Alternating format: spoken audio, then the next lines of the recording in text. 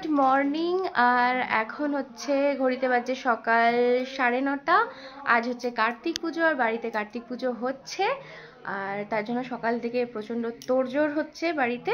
আমি এখনও স্নান করিনি, আমি গরম জল বসিয়েছি, তো গরম জলটা হয়ে গেলে আমি স্নান করব, বাদ বাকি সমস্ত রেডি হচ্ছে। স্নানটা করে আসি, তারপর তোমাদের দেখাচ্ছি কি হচ্ছে না হচ্ছে।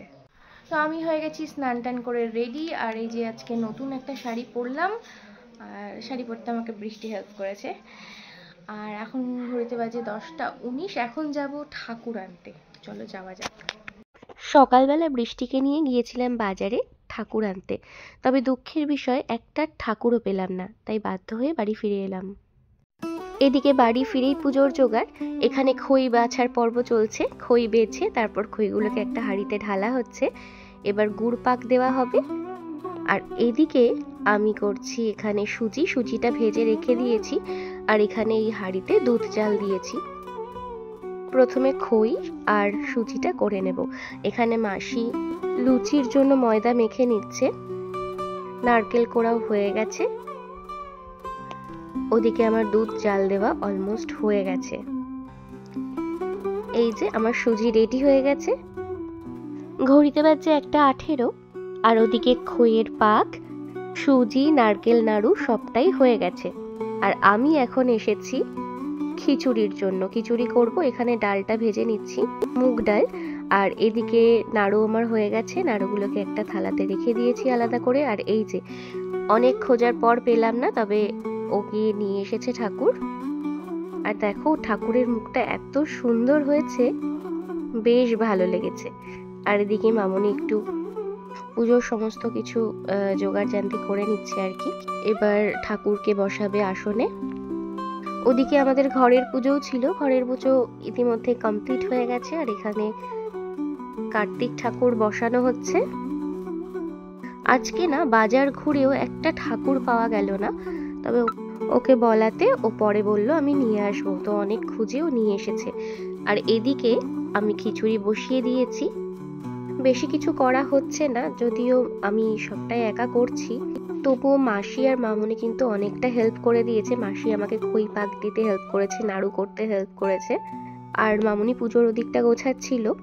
ঠাকুর কোথায় বসানো হবে, ঠাকুরের সমস্ত বাসনগুলো সমস্ত বের করা, এই সবটাই মামনি করেছে। আর এদিকে দেখো খিচুড়ি আমি বসিয়ে দিয়েছি, অনেক বেজেও গেছে ঘড়িতে। দুপুর 2টো নাগাদ আসার কথা ছিল ঠাকুর মশাই, তবে আধ ঘন্টা আগেই চলে এসেছে। আর এদিকে আমি করছি প্রচন্ড তাড়াহুড়ো।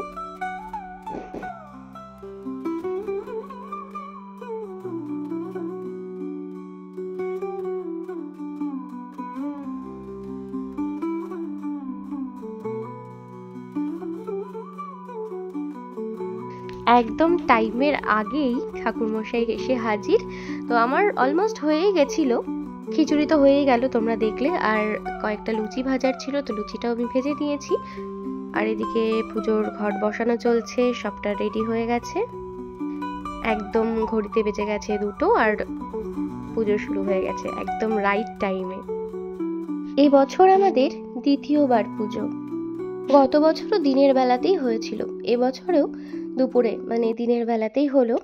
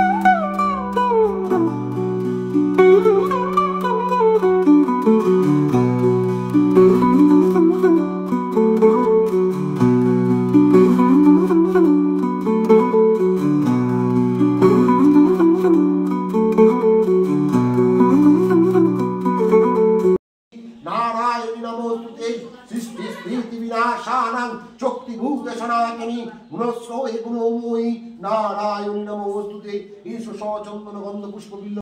পুজো শেষে এবার যজ্ঞের প্রস্তুতি চলছে।